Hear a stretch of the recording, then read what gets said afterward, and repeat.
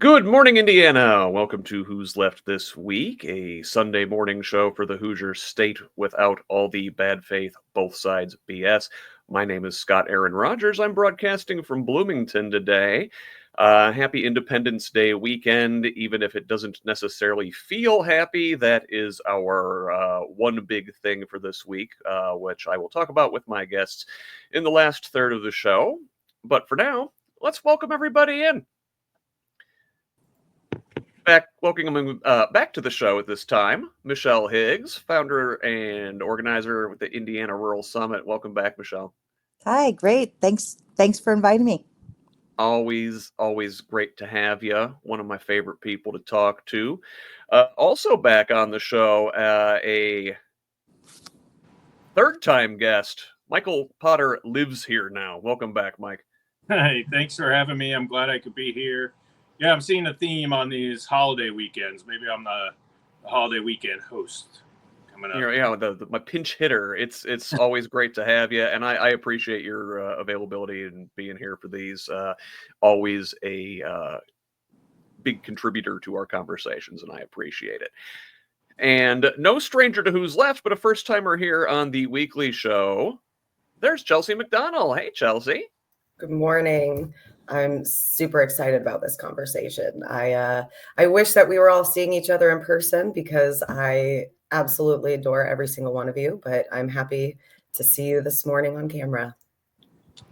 And we are glad to see you, Chelsea. So let's get at it here this morning. There we go. Have some graphics, everybody. So let's start with the headlines today. At the national level, big story out of Texas where flash flooding has killed at least 51 people, including 15 children, and there are still dozens of campers missing from a Christian girls camp. Really scary, tragic situation down there. Michael, you are an environment guy. Just real quick comment on these floods.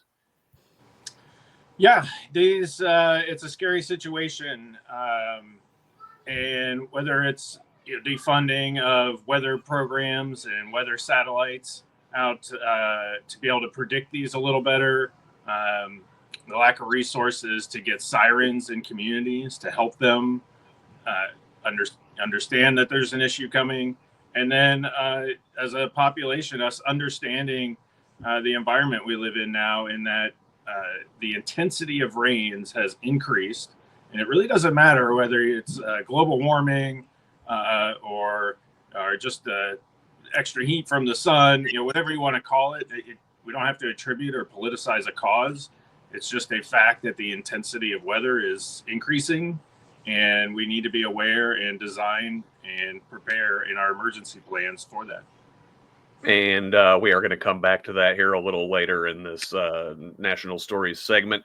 Also this week, Defense Secretary Pete Hegseth halted weapons deliveries to Ukraine as Russians are stepping up missile and drone attacks across the country.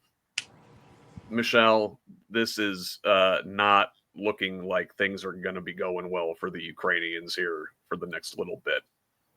No, and I think the bigger picture still is, are we an ally to a country that based off of promises that we made,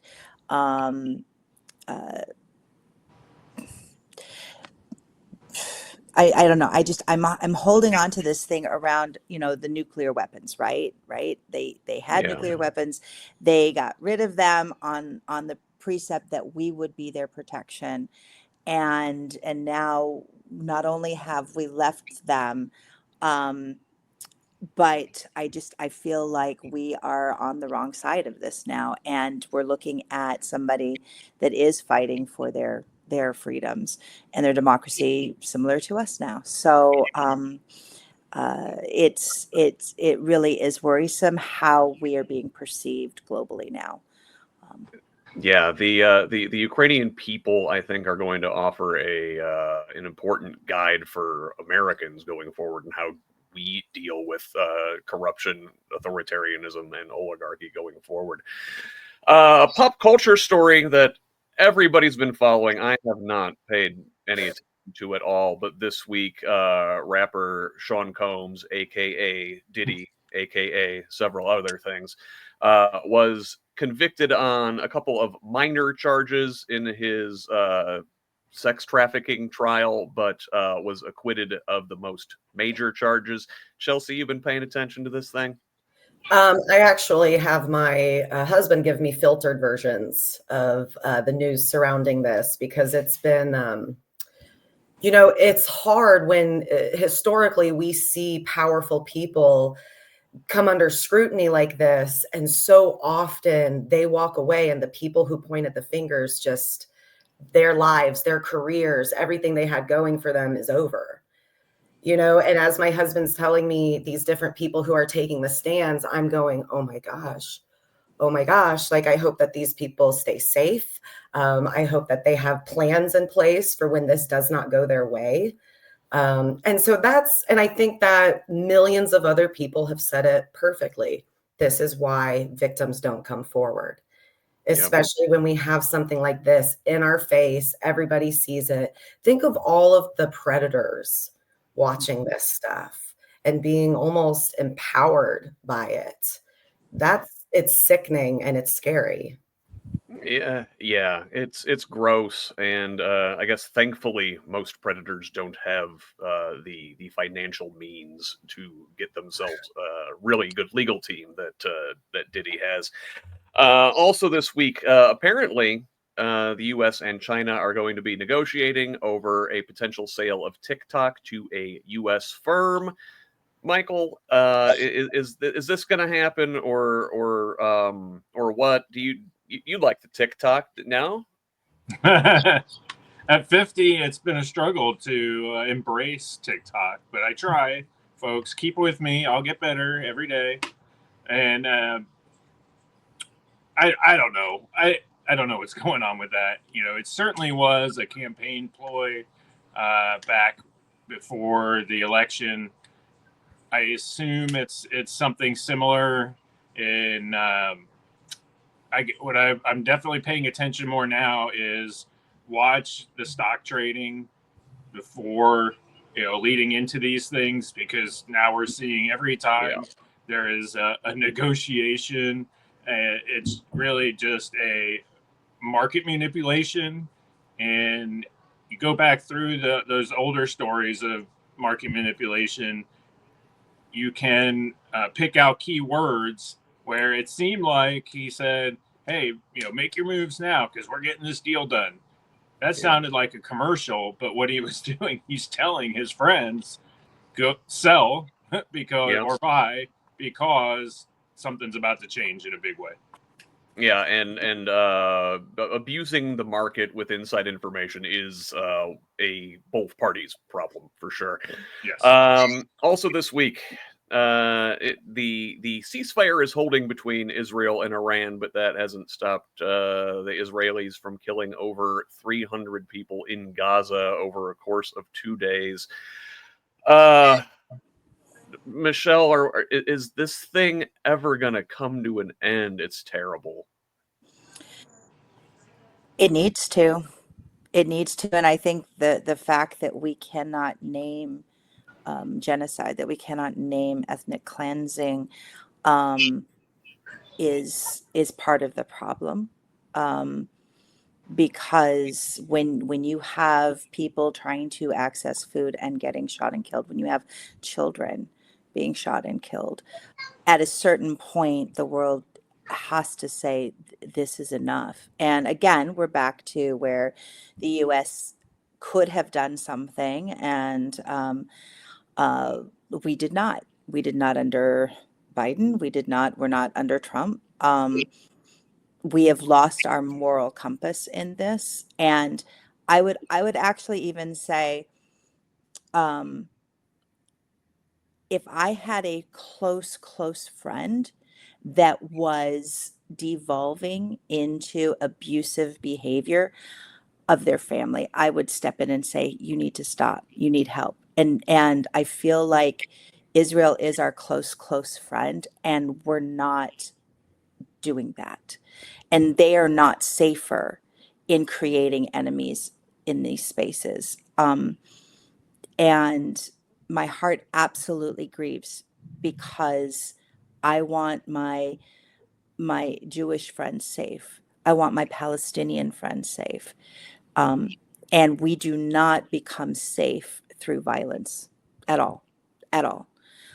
Even when it's there is no good war or just war theory, in my opinion. There just isn't. Yeah, and especially if you compare it with the other conflict we just talked about in Ukraine, we've abandoned the victim, and in that conflict and in this conflict, we're 10 toes down behind the aggressor. It really challenges your beliefs about our country, as does the following headline. So Kilmar Abrego Garcia, who is fortunately back in this country but still under custody on trumped up charges, says he was a victim of torture during his time at the CCOT prison down in El Salvador. Chelsea, can we ever make it up to this man? Oh gosh, of course not. Of course not. No, this man and everybody he's close to is going to live with trauma and PTSD for the rest of their lives over this. And what I want to say is, are any of us surprised? Are any of us surprised that he underwent torture? No, no, because people are being so incredibly dehumanized.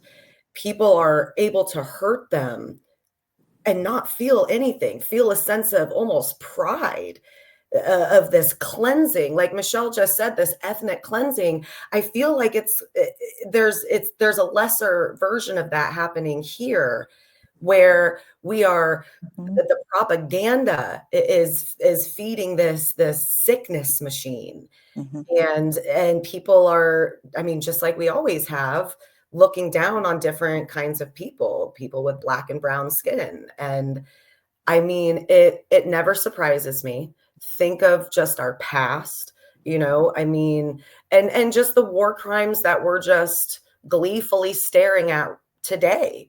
Babies starving to death because of lack of formula.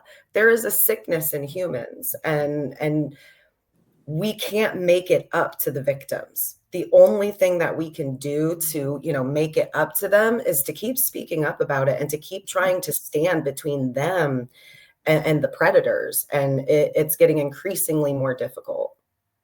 Yeah, and we've got to make this stop, and we've got to make sure it never happens again. Last headline today. As AOC would say, the girls are fighting again. Elon Musk is beefing with President Donald Trump about his one big beautiful bill. Musk is correct in opposing it, but he is right for all the wrong reasons, talking about the big debt that this thing will run up. Are there any good guys in this fight, Michael?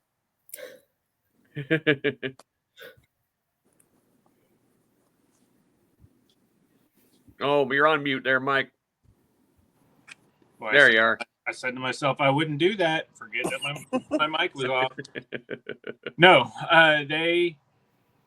there may be one or two bits of things in the big beautiful bill that are on the right side of history, but they're few and far between.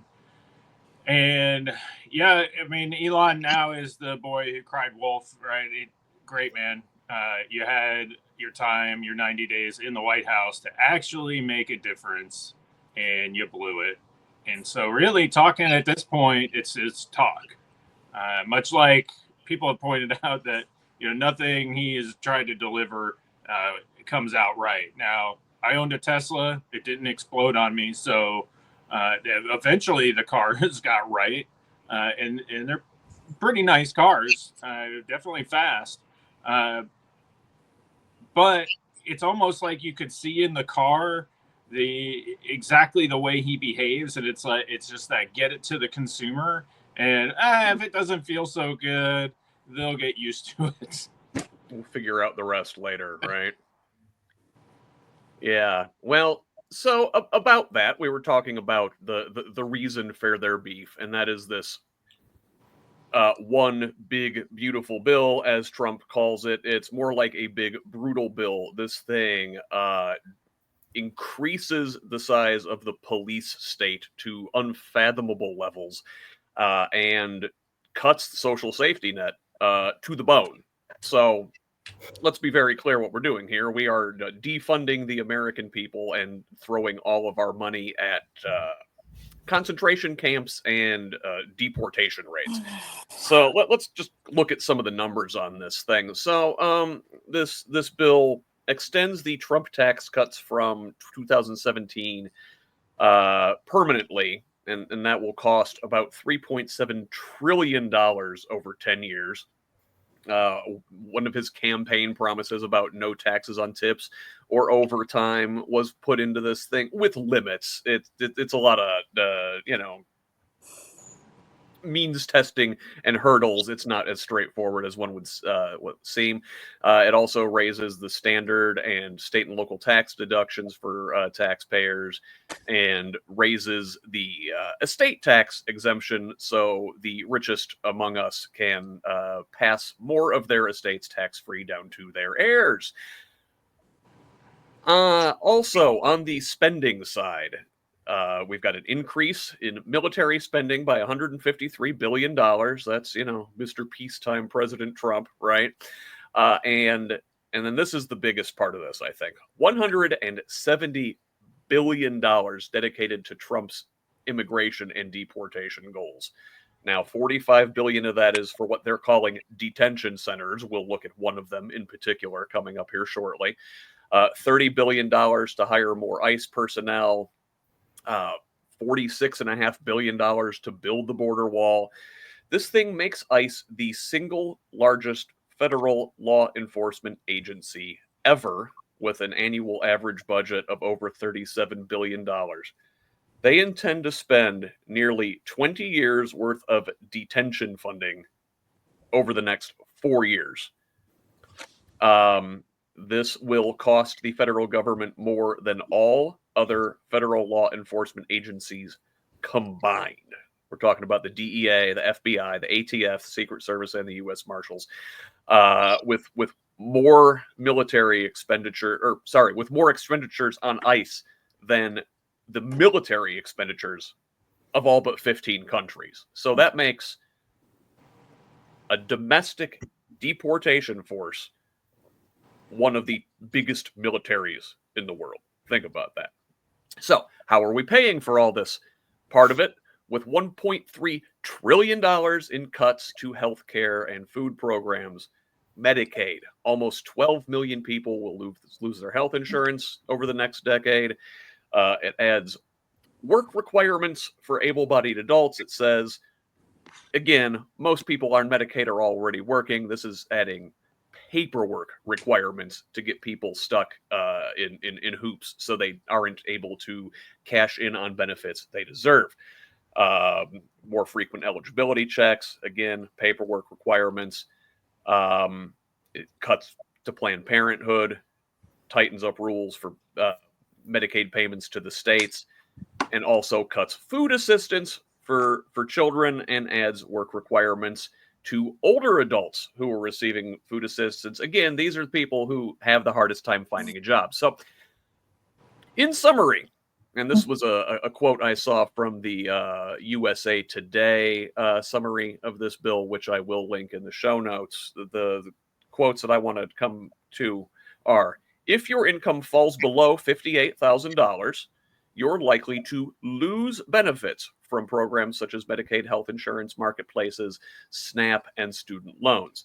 If your income is in the top 1%, you'll have an even greater benefit, saving over $300,000 on your tax bill every year. So, let's see. Michelle. Yes. So the economic populist president, Donald Trump, delivering for his working class constituents, right? Oh, Well, No, not at all. I just really want to say, because when people throw out bunches of numbers, it becomes so abstract. And I Yeah. always go back to this just to anchor people in reality right now. If we look at these numbers in terms of time, 1,000,000 seconds, right, is equal to approximately 11.5 days. A billion with a B seconds is equal to about 31.7 years. And a trillion seconds is roughly 31,688 years. So we need to just sit for a moment of what we are actually dealing with. The fact that we have a Republican government that champions supposedly fiscal conservatives, what is the word? Conservative, yeah, conservative values, and yet I do not see anything fiscally conservative here. I also see with that whole defense thing, um, when you're wanting to increase military spending by 153 billion with a B, and we already had the largest defense budget, so we're increasing it more, which tells me. And he keeps talking about, Trump talks about doing the, what is it, the Golden Dome or something like that. Right. And I'm remembering as a kid listening to Reagan talk about that. He wanted the star. It's Star Wars all over again. Yeah. And part of that comes from, if you destabilize other countries, if you make enemies, then you need to increase your defense because you've made enemies. So we have a whole bunch of what I would call really bad leaders globally that are increasingly making enemies. And it's one of those things that they don't care about the right now. They're planning for retribution that's going to impact my children, my grandchildren. And so that's the thing to me I call out. And then the other is, again, back to the immigration stuff. As bad as, and we're going to talk about the alligator Alcatraz and all that later, but as bad as all of that is, there is an element of this that I feel is still grift. I feel like they're going to plow tons of money into things that we haven't even passed an audit in the Pentagon. So how the heck are we going to know that this money actually did anything? Because all they have to do is show a TV snippet of ICE going into a community, terrorizing that community, taking one or two people, it goes across the airwaves. And they will have said, oh, we've justified millions of dollars in that pursuit, right? Mm-hmm. And I feel like it has to be, we have, as a people, have to defend our neighborhoods, have to defend our neighbors, and have to have complete eyes on this, like follow what is happening. And it really is about amplifying the voices of those most impacted where they're at, so that we're truth telling in what is happening, to push back. Yeah. $170 billion for ICE for detention and deportation goals. Chelsea, that's some police state shit, right? That's some Gestapo shit. Am I reading that wrong? No, then I think that you said it perfectly. And I think that we need to call it what it is. They are the Gestapo. They are here to separate families, to, just rain hell upon our communities. Because when you come into a community and you kidnap people, you're torturing an entire segment of people. An entire community is going to grieve and mourn the loss of their neighbors. People with a heart. Let's be real. Not everybody has a heart. But like, think about, let's just break it down to something that everybody can relate to who has kids, right? You take your kids to the park. How do you think your kids are going to react to a bunch of masked men in black coming onto the playground and snatching a family? You know what I mean? Like, we're not even, let's just break it down to these little bits and pieces, right? You're wreaking havoc on a community by doing these things. So everybody can relate to that, right? You seeing something like that is awful. It's traumatizing. But then let's also bring it back to us, people who are more informed. We know what's going to happen to these people. We know that they are not going to be treated humanely. They are not going to get the food and water that they need and deserve. They are not going to get the medical treatment that they deserve. They are going to be treated like they are less than human.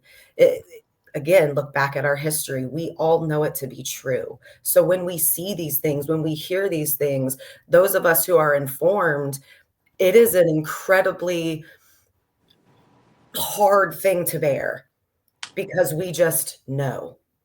And this is it's history repeating itself. I mean, my 16-year-old can see it. He talks to me about it all the time. He's like, how are people not seeing what's happening? How do people not see that we are turning into Nazi Germany? And it's like, if my 16-year-old can see it, Yeah. what is everybody else's excuse? Yeah. And it's all heartbreaking and maddening as it is with the massive police state they're building. And again, that kind of funding, you look what they've been up to in Los Angeles, say, over the last month or so, right? This budget allows them to do that in every city in this country. The only thing they need is the personnel, and they're getting more and more money to do it. I can't believe they're finding this many Americans who are willing to sign up to deport their neighbors, but alas, there are.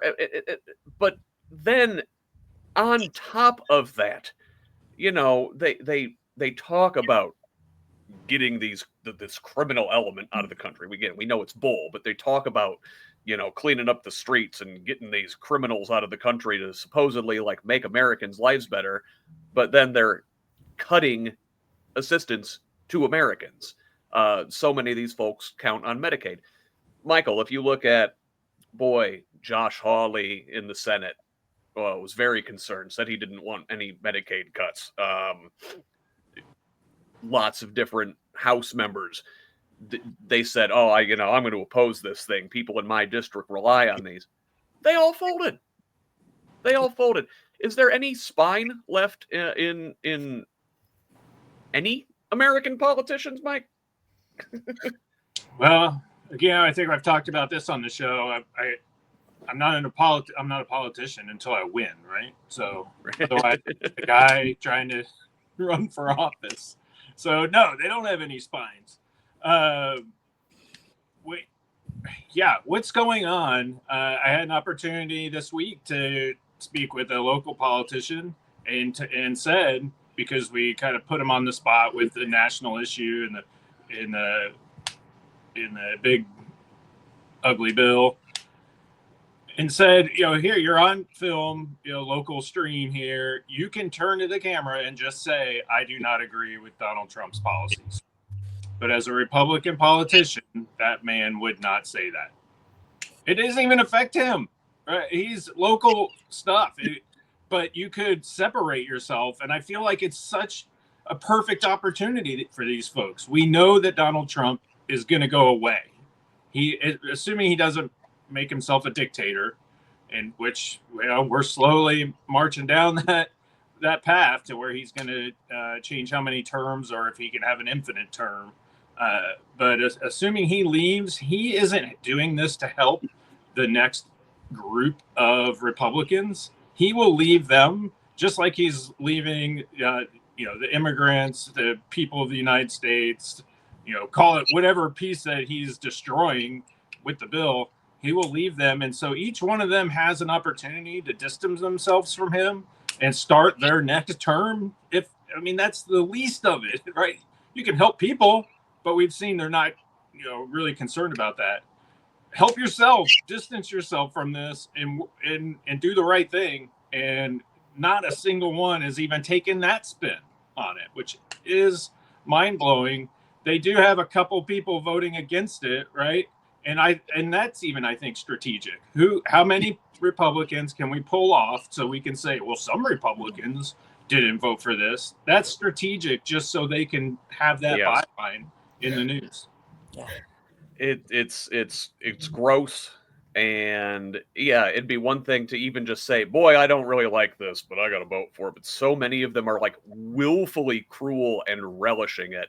And that's going to bring us to our next story, which Michelle has brought to the panel here today. You wanted to talk about this thing they're calling alligator Alcatraz. I'm going to let you lead this discussion. Go ahead. Thanks. Yeah. So apparently 5 Democratic state legislators were denied entry to Florida's new immigration detention center deep in the Everglades. It's known as Alligator Alcatraz. Y'all, there is merchandise that they are selling that says alligator. There's a sickness. Chelsea totally named it. There's an absolute sickness. Anyway, according to Florida State Senator Chevron Jones, officials claimed the lawmakers couldn't enter due to safety reasons, and yet they gave no explanation and wouldn't even say whether those same concerns applied to the migrants that they held inside. And when the legislators pressed the Florida Department of Emergency Management for answers, the agency hung up on them. Now, that's disconcerting anyway, because I'm sitting here, and we've seen this happen time and time and time again, where electeds are not allowed entry. So again, I'm sitting here going, when we talk about democracy, Republicans are very quick to go, oh, no, we're a republic. We're a republic. Okay, fine. If you are representative, then you are the people going in and saying, show us what is happening. So we are asking our representatives to go and show us what is happening, and they are being denied. We keep seeing our checks and balances erode. And I'm sorry, but the Republicans have basically handed over all of their responsibility in this. And it's deeply disturbing. The other thing that came up was, according to the Gulf Coast News Now, they said the Department of Homeland Security confirmed to us today that the facility is expected to cost about $450 million per year, with each bed costing $245 per day. Officials say they expect to have 5,000 beds. Again, I go back to, what the hell are we paying for? Like, this makes no sense.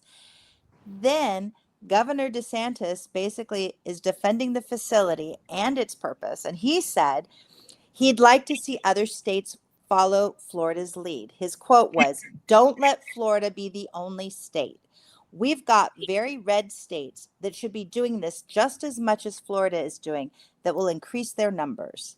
So my question is, what do we do in Indiana to make sure that we are not one of those red states that gets a concentration camp? Because we know that they're already proposing this. So I'm going to throw that back to y'all.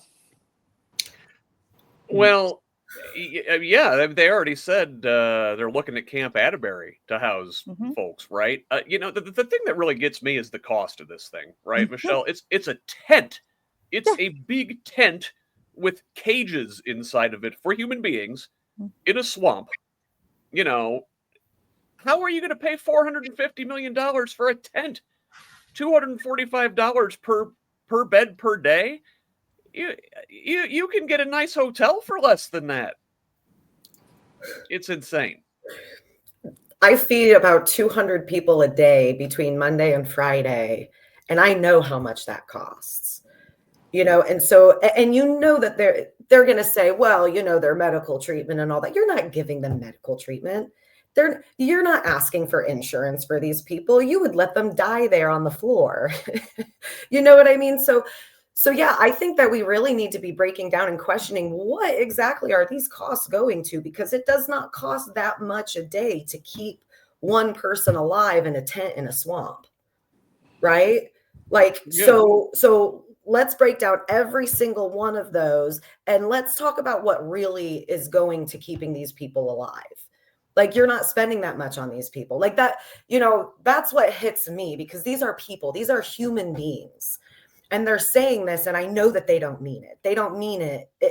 They want to say these numbers like they're going to be taking care of people. You're not going to be taking care of those people. You're going to be taking care of the people associated with this place. it's going to be one of those where that so much of that money is going to get siphoned off by private prison contractors and subcontractors, and inevitably people who have some sort of financial relationship with either the president or DeSantis or whatever.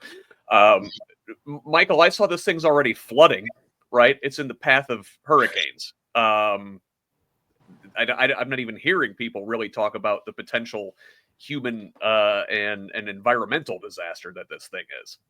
Yeah, what's the evacuation plan? I've done work in Alligator Alley. Most of us have family that live Alligator Alley. I am so sorry. Down in Hurricane Alley. And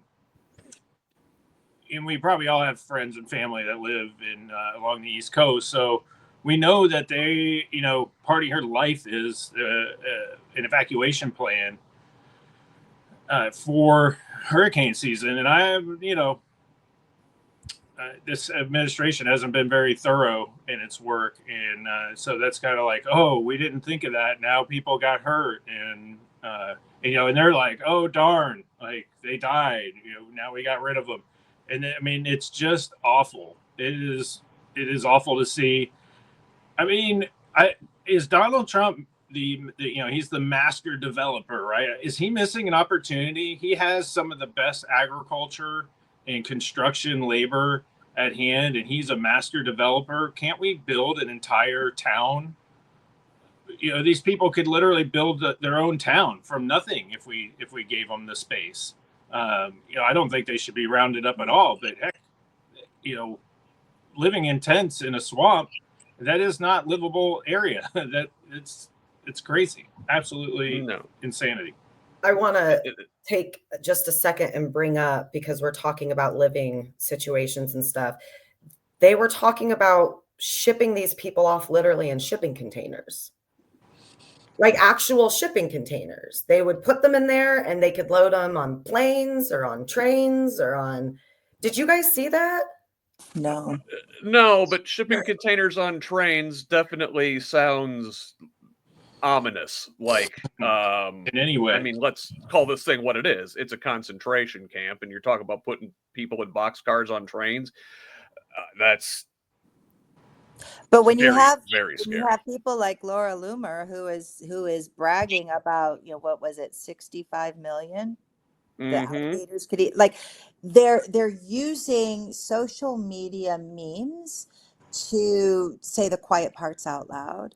And the sad part is, and I'm going to tie this back into what's happening in Gaza, is that we get desensitized in one area, so that then when we see it happening over here, there's a hesitancy to call it for what it is. And I appreciated, there's been various people that have really tried to bring the story into the context of, do we have a history of concentration camps? And yes, we do. And that we're not at a death camp, like it's not Auschwitz yet.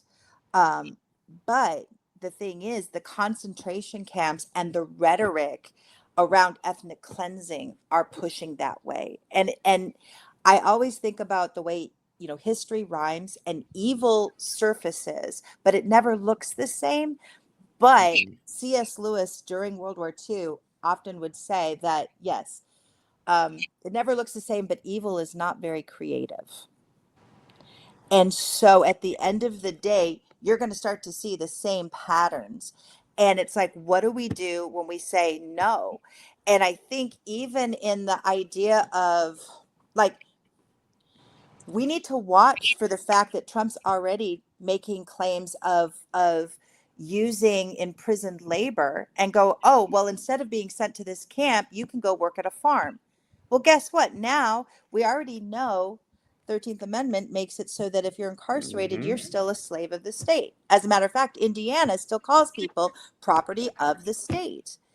So we already have a framework ready in place. And so when I just cannot stress enough, you have a grifter in chief who knows how to make money off of marketing, right? He peddles in fear mongering. So people think that they're going to be more safe. And really all this is to round people up to basically have slave wages. So at some point, we have to follow this for Indiana and go, are we having farms that are getting slave labor? What do we do about that? Are we getting a concentration camp? What do we do about that? And we have to be very, very clear-eyed on when, we're not going to participate, and what does that mean for each person. And the Yeah. organization needs to happen from the top to the bottom. Like, who's willing to stick their neck out in these instances, right? Yep. Because there are a lot of things that people need to be talking about behind the scenes. They don't need to be talking in rooms full of people. They need to be talking to the people that they trust the most. Yep. And they need to be organizing and figuring out, what can we accomplish if we do this? And then everybody needs to be organizing, and be careful about the people that you bring into your organizing. Make decisions that you are okay with sticking with, and just move forward and keep learning, keep bringing in information, because if you miss something, you're going to have a misstep and you might have to start over again. We're getting to a point in American history where there needs to be a lot of backdoor conversations about what this looks like, what advocacy and activism look like, and what we're willing to do to stand between the perpetrators and the victims. And I say this with all seriousness, because we all have a role to play. We all do. That this is the Underground Railroad. This is, this is getting serious. It is very serious, and people need to stop being distracted by all the bull crap, the TikTok crap. That is a distraction.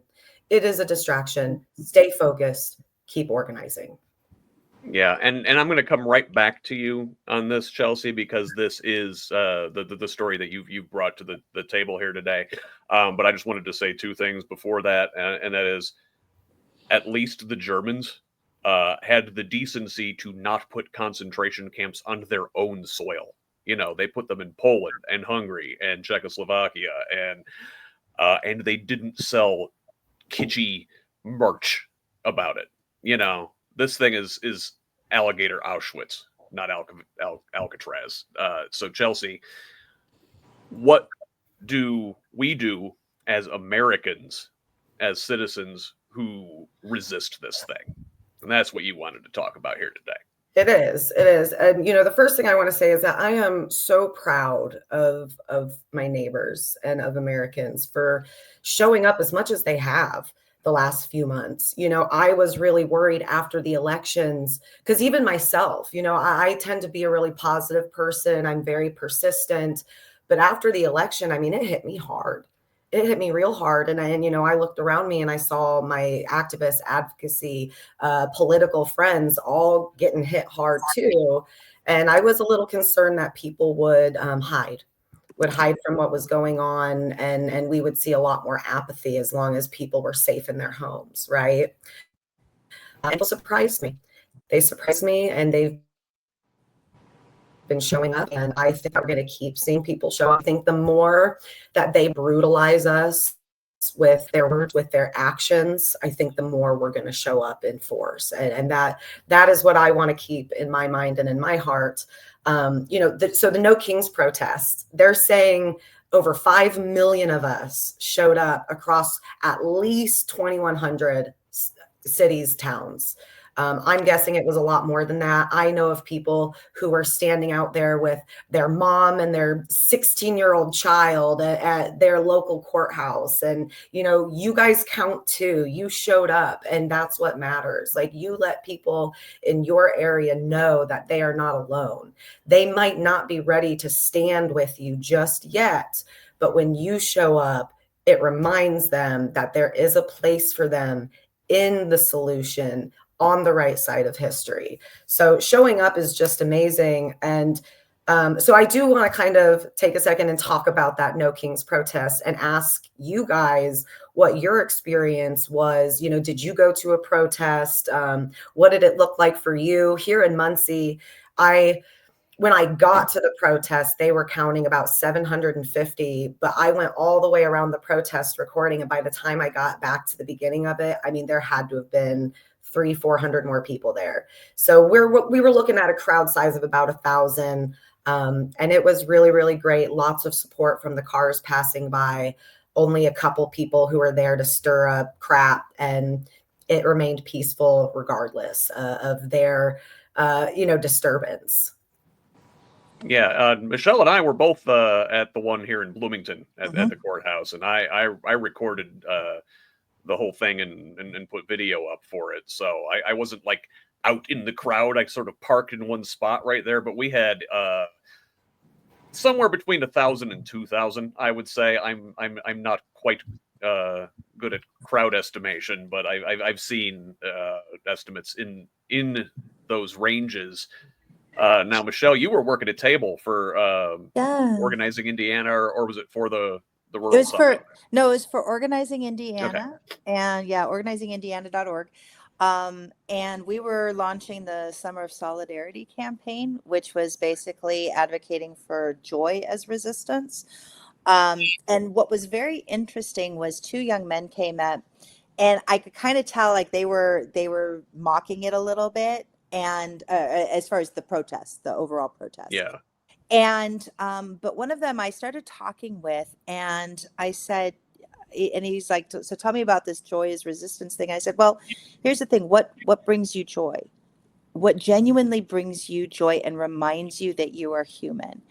And he paused for a moment. I could see just like as I just left space for him to imagine and think about that, everything shifted. His whole countenance shifted. And then I said, whatever that is, I said, bring 2 or 3 people with you in that. That's what you have to do. That's what we're doing. We have to reclaim our humanity because everything is moving us to become monsters. And that is not who we are.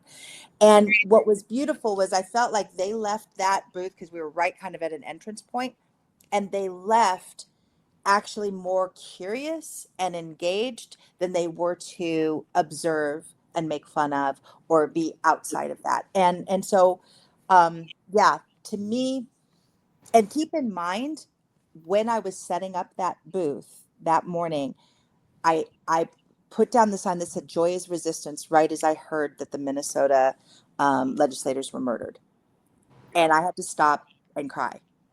And I'm looking at this going, this feels horribly anemic. Like, why? How can this even be powerful? And yet I look at it, I'm going, because joy is resistance. It doesn't negate the truth. It makes it hard. And finding light in those dark places is hard. But I am absolutely convinced that across Indiana, we have a lot of people who have light, and how they choose to show up in this moment, whether it be a book study, hiking with friends, having neighborhood conversations around coffee, is going to shift the whole tenor of what is happening. And so we use the symbols sunflower, again, kind of in anchoring us to Ukraine in that regard. But here's also the beautiful thing about reclaiming the American flag, using the sunflower. I had somebody say, you know what? I was driving behind a Jeep. They had a flag and a sunflower on their wheel thing. And he goes, I know they're not part of the Summer of Solidarity, but it reminded me that I am. He goes, that was brilliant, because I needed that moment to go, yes, I am part of something bigger. And so, yeah. A couple things. Chelsea sort of hinted at this. Is getting together on a Saturday in a public place and chanting and marching and staying on the sidewalk gonna be sufficient when we're dealing with, an actual fascist police state anymore at this point? Yes. We're going to have to get a little bit more uncomfortable than that. Yeah. Aren't we? Yeah. I want you to think about religion, right? Like, so Christianity, for example, because that's the big one here in America, right? Where it's always around us. So I want you to think about how many times you've seen church groups and you've seen youth groups. And like here locally, we have some church groups that literally get together at restaurants and they're preaching like on Sunday mornings, right? So, and sometimes I look at them, and I'm not a religious person, but I look at them and I go, man, like it must feel nice to feel so like grounded in something, like so just your faith shines through so much that you're not afraid to tell the world. You're not afraid to be in any public situation. And I think that that's kind of a role that we need to take on. Like they're, in a lot of ways, they're taking on like this righteous role, right? By like sharing the word of God with all of us in all of these open public spaces. That's what we need to do. Because guess what? We're righteous in our message too. Our message is to do the right thing. Love people, treat people with kindness, treat them the way that you would want to be treated. I am righteous in that. I know that that is the right thing. I know that treating people like they are my family and not like they are a stranger is the righteous way. And that's what Jesus said, right? I'm not a religious woman, but I know that. And so I feel like we need to take on that role, that we belong in every public space, celebrating what we know to be right. We know that joy and acceptance and love is the right way. And so I say, yes, get out there and love each other and celebrate loudly with joy that we are still standing and we're still convinced that we understand the righteous path on the right side of history. And we can bring people with us because there are going to be other people around us that are going, wow, like I really appreciate their conviction, you know, and they're going to be like, okay, I can do this too. So, you know, Michelle, I really appreciate what you shared about that. The joy is resistance, because it truly is. They want us to hide. They want us to be so broken that we can't even help ourselves. And I say, fuck that. Yeah. How many times, you know, Michelle talking to the two young men on their way in, we had that in Franklin, Indiana, with a couple guys coming over, and they were young. I would say 20 max. We may have asked maybe 21. They had their red MAGA hats on. You know, came over to kind of. They were not in your face kind of guys. They were definitely more introverted kind of people in general. So they didn't come over yelling or with aggression, but just they knew they were poking the bear. But then they got into conversations, and it's just like, you know, and I asked, you know, like, well, that's a bold statement. What are you doing today? And you talk to them, and I think, and they kind of hung around on our side of the street and didn't really go back to the counter protest side of the street because we're in line with the Christian religion. How is media making it that, say, the left is at odds with Christian religion when we want the best for all people and to treat people like we want to be treated and treat brown people like who Jesus was the same as white people. I don't know how those two ended up at, well, I do generally know how they ended up at odds, but they shouldn't be at odds. And so the protest, to go back to the question, I think it is working. I was in Indianapolis, and I got there. I got to host my first protest, or more of a sit-in or rally. We did it at a park, and so the local small town was pretty upset about that, and why you got to bring the kids into it. Now we were all the way out at the road, so we were like nearly probably 200 to 400 meters from the playground equipment, or really even we're in probably 100 meters from where people get out of their cars. So where we were visible was on a state highway.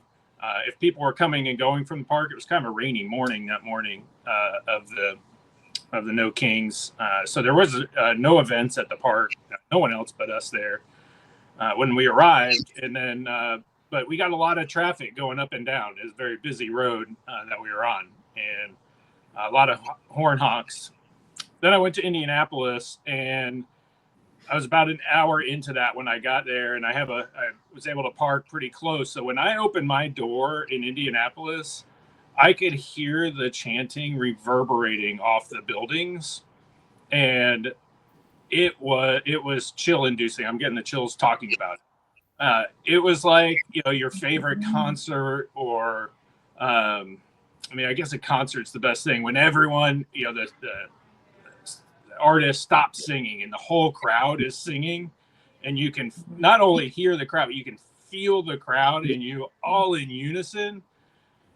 It was awe-inspiring. It was amazing.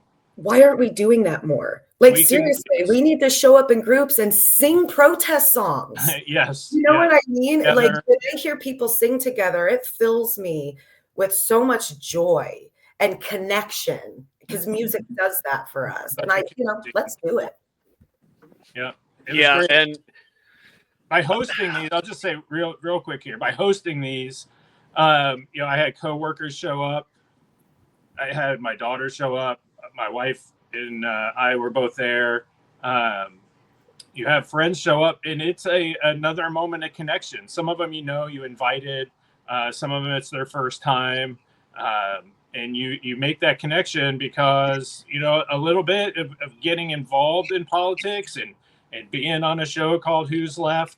I don't know if it's intentional or not, but, friends have kind of distanced themselves. Now, at 50, you don't talk to people every day, maybe like you used to, but there's definitely people I feel like I don't hear from as much.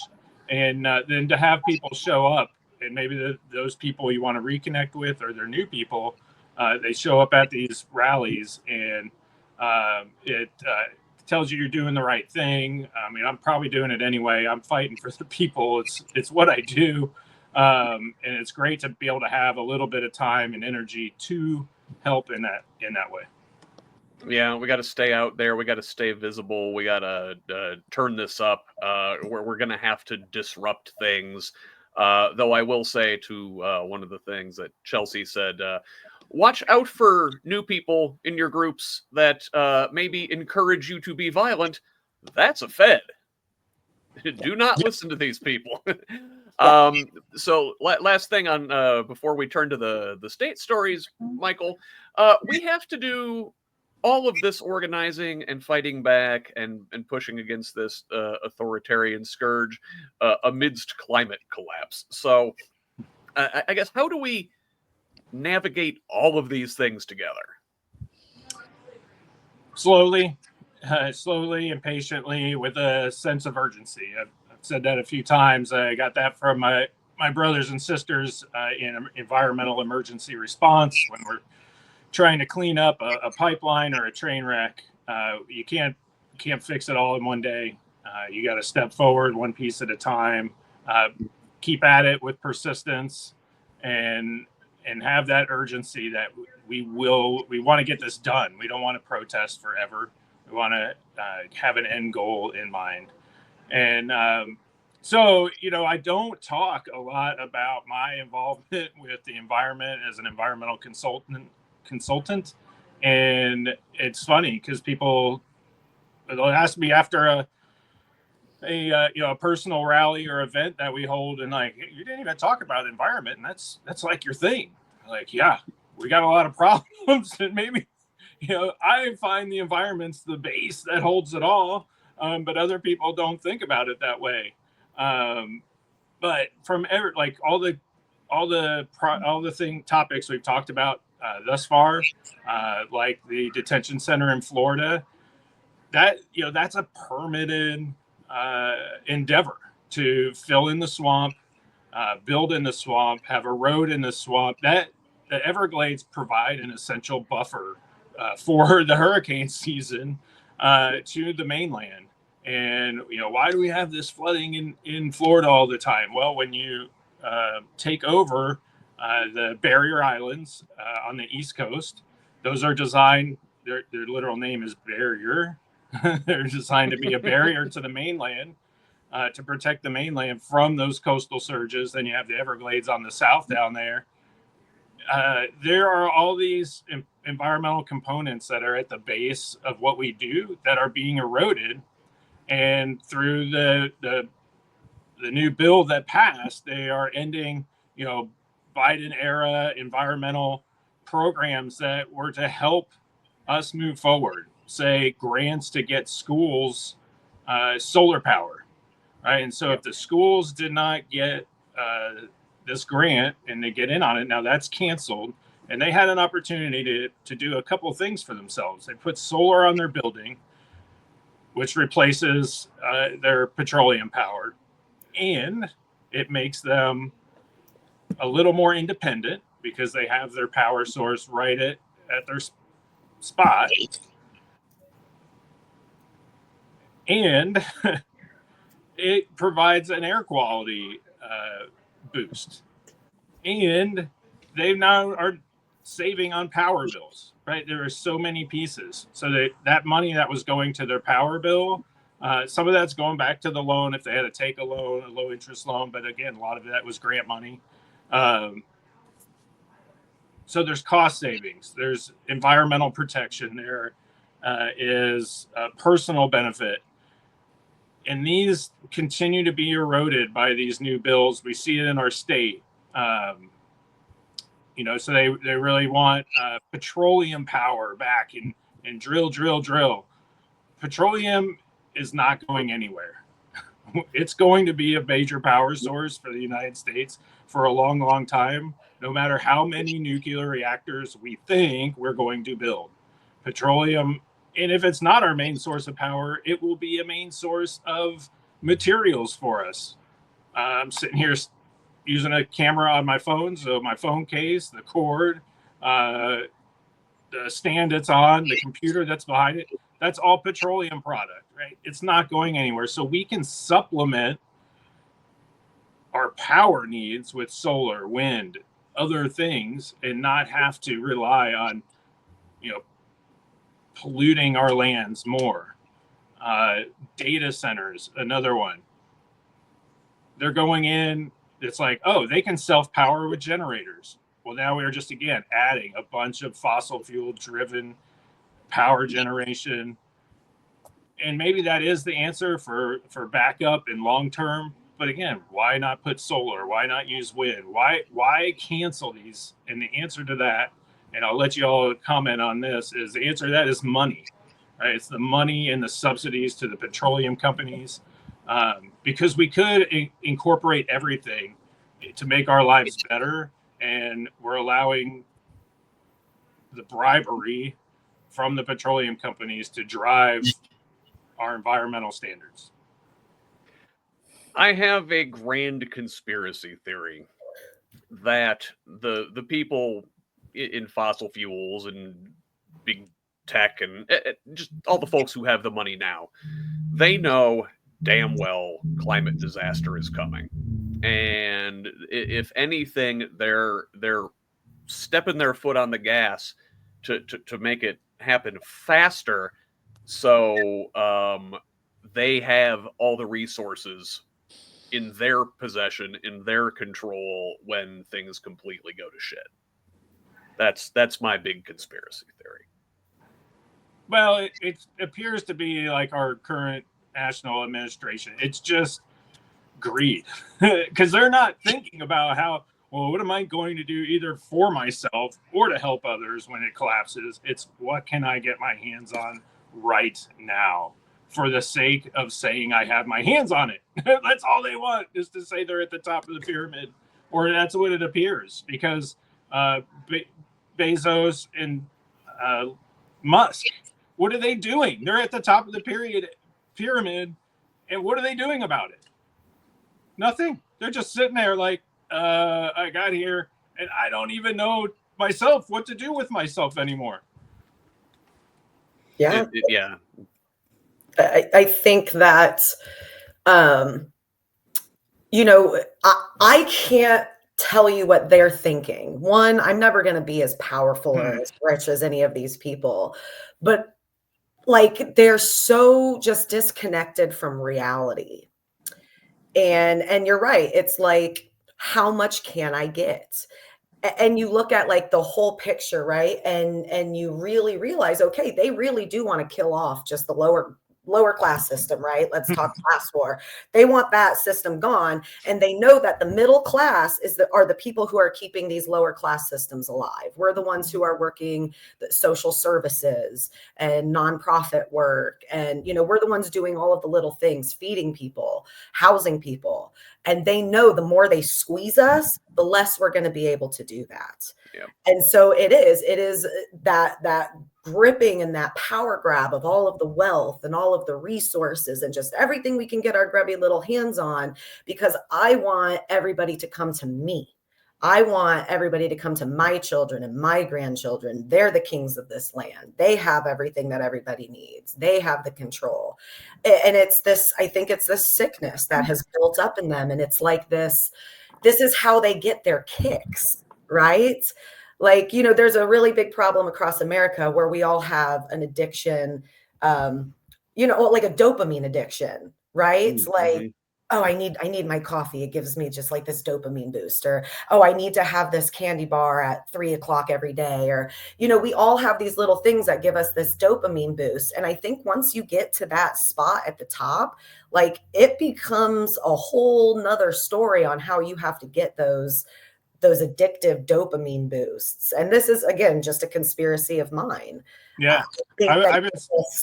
I've had, as you were talking, addiction in my head. That's when I'm saying why, it's got to be an addiction, a mental state of addiction. Yeah. And addiction looks different to a lot of different people. And it has such a stigma, but most people have some function. I mean, that's just, and it doesn't affect everybody's lives the same. Like an alcohol addiction is not going to be the same as a coffee addiction. And you know what I mean? Like and I really think that we're looking at these people who have these addictions. And I mean, what the hell are we going to be able to do about it? You know what I mean? Like these people would pay off a psychologist to tell them they don't have an addiction. So yeah. Well, it's interesting. I've got a note about looking at things through an addiction lens, and at the end here, when we talk about 4th of July, that's something I'm going to bring up. Michelle, did you have anything on this public health and environment topic before we move on to Indiana stories? I think the only thing that comes to mind, changing tone a little bit, is we lack an imagination for a future of abundance through positive environmental policy. For example, there's inventors that have been working on solar roads. I think they've been in place in other countries even. But this one story, several years ago, I remember they were exploring it from the lens of putting them into parking lots that maybe schools would use, right? And so if you can imagine these solar panels that are robust enough that cars and trucks can drive on, except that they were also connected into some kind of a light source. And so the example that they gave was during the day when they used the example of a school. So they said during the day when the kids are there, they could program it so it would be a basketball or Foursquare or all these other different games that you would have, imagine like chalkboard games or whatever on the ground. But you have an event in the evening. Now you change the light pattern and it becomes parking spaces. And in the winter time, because it's solar, it doesn't need to be de-iced because it absorbs the heat. So it's always ready to go. Like that's the imagination that I feel like we're longing for. You think about the number of jobs that is just building and thinking and innovating. And instead we're locked into keeping legacy stuff in play, coal plants, things like that. And I don't know. I think that everything stays in this fear-based as opposed to a hope-based and a future forward. And the idea is if we told people we are committed to you so that you have education and employment and stability and housing and your neighborhood is going to be okay as we shift from old tech to new tech, I think people would buy in. But what we have is exploitative and expendable people. And so therefore, everything in our DNA tells us that whatever this new thing is, we're going to not be able to be part of it. we're going to just be either a cog in the wheel, or we're going to be ground into nothingness as this new future comes into play. I think there's a lot of concerns around AI with that regard. And so the challenge, though, really comes to if we are using our AI, Chat GPT, to do a whole bunch of things and then saying, but I don't want a data center, there's a hypocrisy in that. So we need to look at how do we effectively and in the best way possible embrace these new technologies without leaving people behind and without irreparable harm to our environment, so that our children and grandchildren actually can thrive. Yeah, Thank you, one more thing Michelle. on that, real quick, if I can, Scott, to wrap this up. One, I'd like to give a shout out to my friend Sean Grady. I happened to grab his shirt as I was got up this morning and moving around. So this environmental podcast, Environmental Transformation, and after he interviews folks, he just asks, how are you transforming the environment? And it's just like what Michelle was saying. Let's not miss out on this tremendous opportunity for the economy, for our lives, for jobs right now, to really lean into the environmental space, whether it's cleaning up old messes or creating new processes for avoiding things in the future, through solar or something like that. One example I give and was talking about this weekend is nearly every stream in Indiana is impacted by E. coli. We have a lot of data centers that want to come in, and we have this LEAP project many people in Indiana know about, up in the Lebanon area. Both those very heavily intense use of water. And so we have streams with contaminants in it, and another company that in business sector that needs water, can in their cooling water through that process clean the E. coli from the stream and provide benefit on both sides. Oh, that would be so expensive. Well, as a business, your CEO took home $250 million in bonus last year. I'm pretty sure for 200 million a year. So your CEO still gets 50 million on the year as a bonus. We're not talking about his salary, but we'll take that 200 million. I bet we can put that to good use through environmental programs around your data centers. That's going to be our job over the next several years, is to offer a positive vision to this fascist police state that we're currently living under. We have to give people something tangible they can grab onto to help us pull out of this. And I think incorporating environmental resilience into that is going to be a very important part of the equation. But for right now, let us move on to this week in Indiana's headlines in a segment I like to call Around the Corn. So this week, July 1st, a bunch of new state laws took effect, including a ban on luxury cars paid for state officials with state money in response to some shenanigans by Micah Beckwith and Diego Morales. There's an increased speed limit on I-465. Also, the new law allows the state to make any interstate in Indiana into a toll road. Yet to see any changes there, but they now have that capacity. The transgender ban across Indiana sports in the high school and grade school ranks has been extended to college sports, where it should be noted less than 10 transgender athletes participated in the NCAA at all levels across the entire country.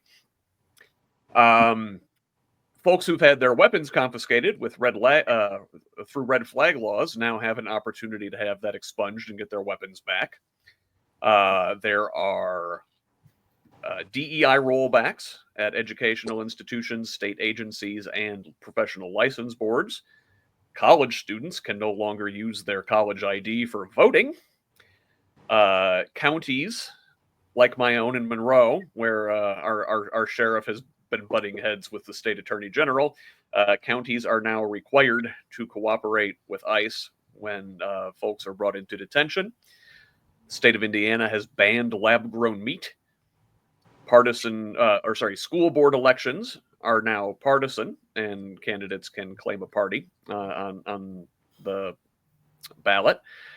There is an elimination of state funding for public broadcasting.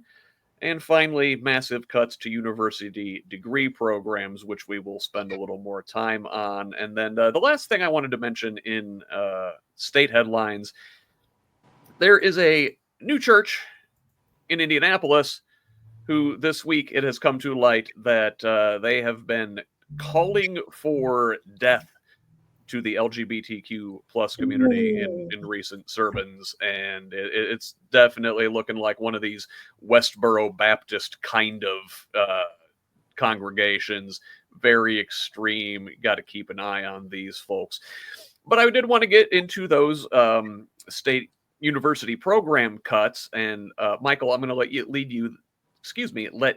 lead that discussion, because that is the topic you wanted to look at here in Indiana news, and I will turn that over to you. Well, yeah, myself and another House of Representatives candidate here in Indiana are sending our daughters off to be roommates at Indiana University. And yeah, for somebody, I went to Indiana University, and I've taught at Indiana University, and really to have them dabbling in the university programs, and kind of taking this step to where all the board members are now governor appointed, or even government appointed. I would argue, like, again, I don't want to appoint them either. Like, let the students, let the faculty, let the board, the people of the university vote in some of the alumni, somebody, but we don't need the government approving and appointing board members to universities. It's against everything that university needs to and wants to do. And, so I'm sending my child there, and at this last minute, do I pull the plug? Like, the whole last year has been going towards convincing, your child, like, this is the right school for you. This is the right path. Of course, there's always the backup, you can change it anytime, but pulling the plug, here as they're going through orientation for their freshman year is tough. I hope that the faculty is able to rise up, fight anything, or the board maybe stays quiet. But I feel this is one of those incremental things, like where we are with refugees and immigration, where we take one step and then it makes the next step a little easier, and then the next step a little easier. So yeah, I'm right in the middle of that controversy, and hope for the best. And I think we will pull her if the board or their values start being putting a thumb on professors before her 4 years are up. Yeah, I pulled some quotes from an article that was in the Indiana Capitol Chronicle this week, just to add some details. And so this is not just IU that is affected. So 6 of Indiana's public colleges and universities are cutting or consolidating more than 400 academic degree programs. And that is ahead of a new state law that took effect this week, eliminating some not as popular majors and such. And there's going to be a lot of consolidating. So I guess nearly 1 in 5 programs will be eliminated, suspended, or merged across Ball State, Indiana State, IU, Ivy Tech, Purdue, and USI. Like you said, though, the bulk of the cuts were here at Indiana University, where 249 degree programs will be affected, 83 at Purdue, 51 at Ball State, Indiana State, 11, and then, just a few at Ivy Tech and ISU. Let me, I guess, give them the benefit of the doubt. I'll play devil's advocate here and say, okay, maybe there's some redundancy across the state. Maybe we don't need an engineering program at IU. If you want to study engineering in Indiana, you go to Purdue. If you want to study uh, whatever, you're going to study English lit. Well, maybe you don't need to do that at Purdue. That's more of an IU degree. Is there? I don't know. If you try to look at it with a sort of positive light, is it maybe like, okay, it kind of makes sense?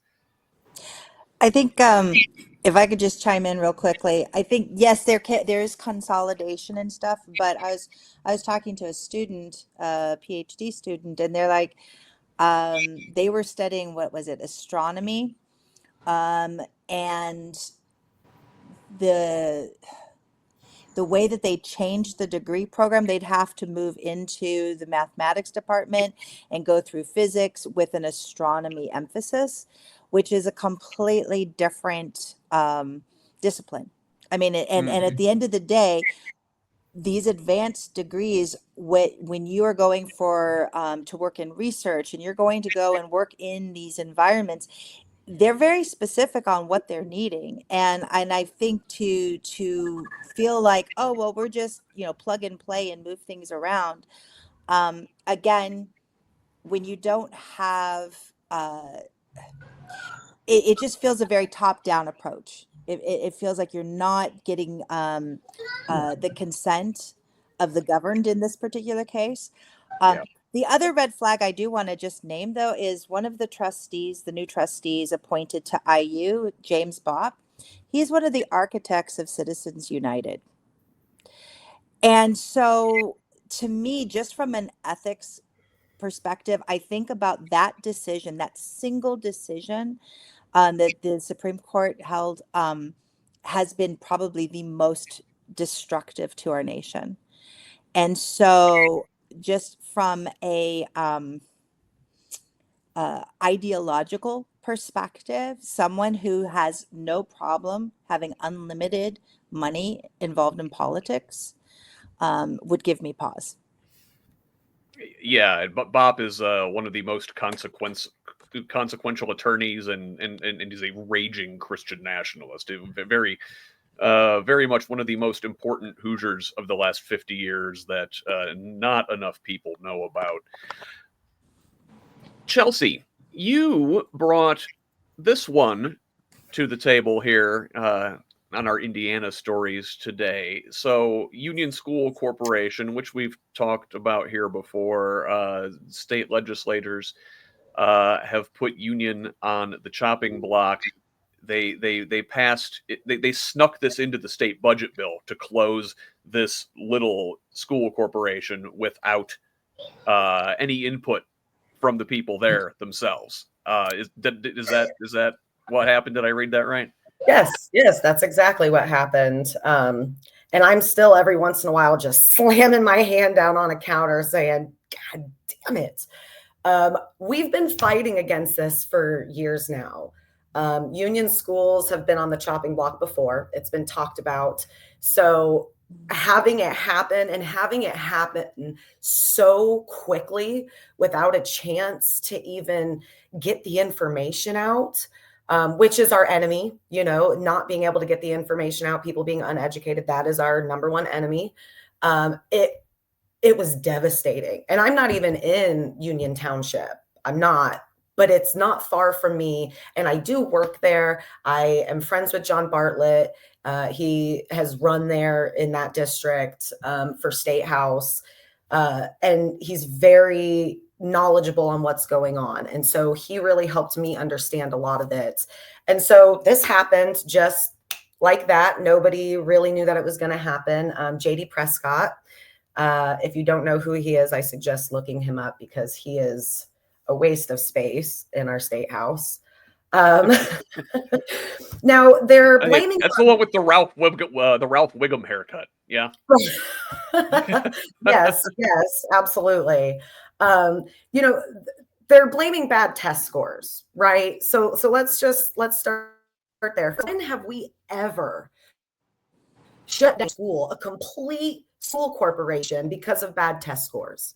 When have we done that?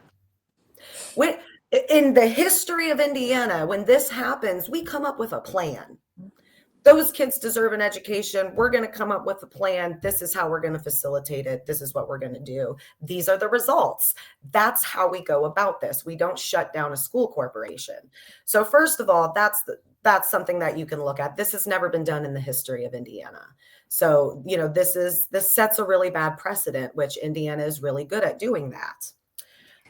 Another thing is that many of the school students have IEPs. So when we're talking about testing scores, it's the same thing with the iRead, right? Not every child is going to be on the same level. And by judging them based solely on their testing scores, you are doing a huge disservice, not just to that child, but every child in that school. I tested perfectly throughout school. If it was a multiple choice test, I had it aced. I knew I had it in the bag. But then other stuff I really struggled with, and people didn't know how to handle that. So she's fine. She tested well. So it goes in both ways. Children that test well don't always understand what they're really being tested on. And then children who don't test well, it could be a number of reasons why they're not testing well. And we have to get down to the bottom of that rather than just put them all in one group, right? So the thing with Union schools is they have 7,500 students on the Indiana Digital Learning School. They bring in $3 million annually in oversight fees. So again, like we talked about before, this is about numbers. This is about the money. I don't have all of the answers as to where they want all of this money to go, but I know they want it to go somewhere other than the school corporation. And if you look at these, so if you compare Union Township to like Westfield, right? They're making the same median income. And so it's like they're taking advantage of this place where people have money, right? We've never seen that before. And people who don't have a lot of options as far as schools, they know that they can privatize schools in this area. And that's exactly what they're going to do. And I want to kind of bring up just charter schools in general before we move on, because all of this information is readily available online. I suggest looking it up. I suggest looking at the numbers, especially if you are in Union Township or in any of the areas surrounding that area, because this is something that's going to go like this. It's just going to kind of branch out, and they want it to sweep across Indiana. You need to be very aware of what charter schools are, what their regulations are and are not. They are not regulated by the state the same way that public schools are. There is a lack of oversight. And so are you wanting to send your children to schools where there isn't that oversight, where there isn't, they don't necessarily have to let you in on anything. You know what I mean? Like the public schools, they were all like, we need to see everything you're going to teach these kids, and we want to talk about it, and we want to do everything that we want to do to what you want to teach. They don't do that at charter schools and private schools. They're allowed to teach whatever they want. We had a charter school here in the Delaware County area that was completely fake. It was fake. They walked in one day and these kids are sitting on the floor doing nothing. They don't even have desks and chairs. And our state just throws money at them. So this is kind of a warning. I wanted to bring this up once again, because if you look into it and you follow the numbers, it is about money. It is about taking advantage of Hoosier families and Hoosier children. And you need to be ready for this to come to your area. And you need to know the facts and know what the numbers look like so that you can fight it and you can save your local school, because this is not the last time this is going to happen.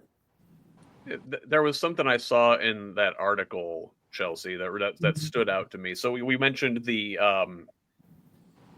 digital learning school, right? Their virtual charter. So I guess there are 2 districts in the state that have these virtual charter schools. One is Union, one is Clarksville.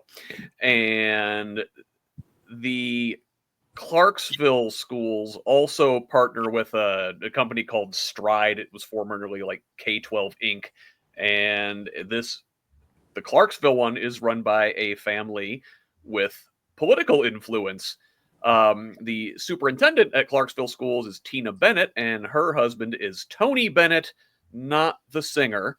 is a former state superintendent here in Indiana and in Florida, and he was also an executive at this charter company, Stride, before retiring in March. So there may be some shenanigans here with donors and well connected folks using their leverage to get something for themselves. We don't know yet, but it smells, you know? Parents have power. We have power. Our state legislators, they want parents to have all the power, right? They want to legislate it. So parents, you have power. Do not let your children become pawns in a political game. This is not how we were meant to live. This is not how our children were meant to be educated. And we need to stick together. And if something stinks in your community, light a fire, smoke it out. We can do something about this. Unfortunately, the people in Union Township were unprepared and undereducated on what was happening. I think that we as activists and advocates, we really need to work on pushing information more so into these districts that we're so detached from. It is not going to be an easy job, but we need people who are willing to do it. We need it's like Mad Voters. I'm just going to bring Mad Voters up for a second because Mad Voters provides a lot of information that people in Indiana need and they're not really privy to without having to search for it. But then it's up to us to then spread that information and pass that information on. And so places like Mad Voters and just other organizations doing that work, you want to watch them. They're going to let you know about this stuff if they catch it. And then it's up to you to push it out to the superintendent or the principal or the director of your local library. You have to get them the information. You have to be a part of the solution. I also want to do a shout out to the Indiana Coalition for Public Education, ICPE. They are on top of this as well. Yes. And Michelle, yeah, I wanted to ask you about this as a rural organizer. If this is something you see as a potential bridge across the rural urban divide, because if you look at like IPS schools, they are under attack from the state the same way small rural districts are under attack from the state. And the one thing that these kind of districts typically have in common is poverty. Yeah. Well, and I think the biggest misnomer that I seem to hear is when I talk to Republican legislators, they're very quick to say, the money follows the child. They don't invest in the buildings, they invest in the children type of thing, which is it sounds great, but it's not true. If I, me as a parent, if I want to educate my child and I can try homeschooling and I can try charters and I can try privates. But at the end of the day, if none of those work out, my child is still required to be educated. That public school in my district is required to accept my child. And so the infrastructure has to be there. And I think we don't talk about that. There are certain rural counties that do not have any private schools or any charters, and yet they are losing money because of how it gets siphoned out. So it's not that it goes, we think about, the $6,000 or $7,000 or $8,000 is in my child's backpack and wherever they go. That isn't how it works. I think at the end of the day, though, what worries me the most is that we are pitting parents against parents because we want the best education for our child, no matter how that works. Because again, like Chelsea's saying, every child learns differently. And so instead of as a state committing to the full spectrum of education, we've created a pie and then just keep adding multiple versions of education and diluting it rather than expanding the pie. So again, there are charter schools that are great options, but we don't have the oversight for that. So we need to commit to the oversight. Private schools can pick and choose who they want. And so if we're using vouchers for that, most of those families were never going to public school to begin with, had no plans on that. And furthermore, a private school can just raise their tuition so that the voucher money kind of supplements what they're doing, but they can still exclude people economically. And so They we do. need to be Yeah. looking at what are we doing with the funds that we have, and are they being used to the best? And even partnering back to what Michael said about solar schools. My gosh, if we had solar panels on these schools so that they weren't having to pay outrageous utility bills that are going up, then maybe they would have more funds for the buses. It's like we do not have a holistic approach in this state. It's short-term solutions that kick the can down the road for the next generation to pick up the tab, and we need to just stop that. Yeah, and all the while the connected political donors get their kickbacks along the way, right? Yeah. And I wanted to keep it with you here, Michelle, Mhm. because this is another case of Republican policies hurting their rural base, and what you Yeah. have brought here in Indiana is the potential of this big stupid bill to close a bunch of rural hospitals. So why don't you tell us about that? Yeah, so this came to light when actually they were in discussions. Congress was in discussions over the horrible, ugly bill, and the cuts to Medicaid. And so a letter was written by some of the senators, basically saying that with these cuts, they had a whole list of hospitals across the U.S. that were at risk of closure, and in that were 12 Indiana hospitals that were listed. And um, again, these are in our rural spaces, and so for many people, if they're seeing that their hospital is going to be closed, they're going to be having to travel multiple hours to get to the nearest hospital.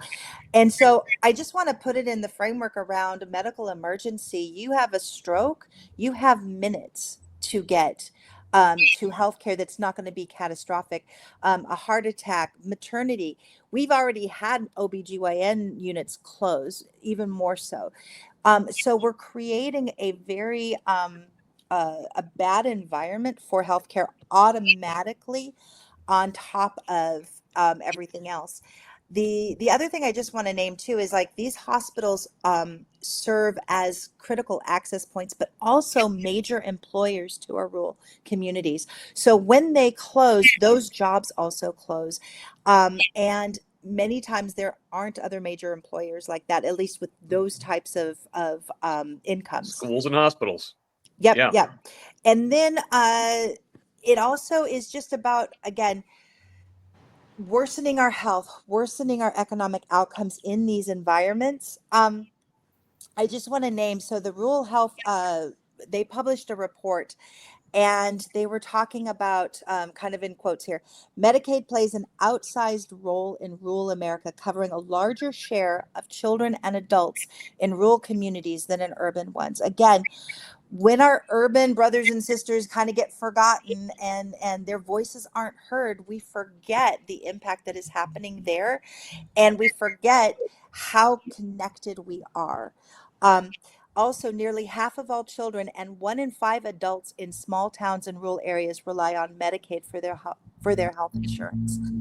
Again, I've heard prominent Republican legislators go, well, we're only going to begin, we're going to make sure that the people who really need Medicaid are on that. And if they don't qualify, that there are other ways of them getting health care. Well, guess what? They're also cutting the Affordable Care Act. So once those two things are gone, now what are we left with? Well, now we're left with employer health care. Well, how many jobs in small towns actually have benefits that include employer health care? Most of them do not. Yep. Most of those jobs are service industry, and they're part-time, or they're just under the hours required. And so it is a lack of commitment to healthcare. I have sat with legislators and talked to them going, are we interested in healthcare and providing healthcare for people?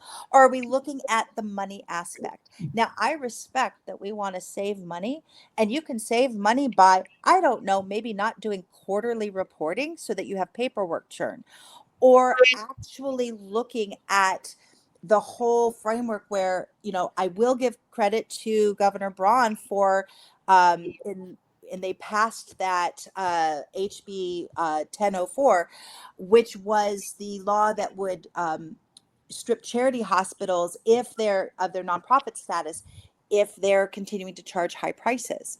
So we have nonprofit hospitals that have in their bank accounts huge sums of money, and yet they're still crying pauper.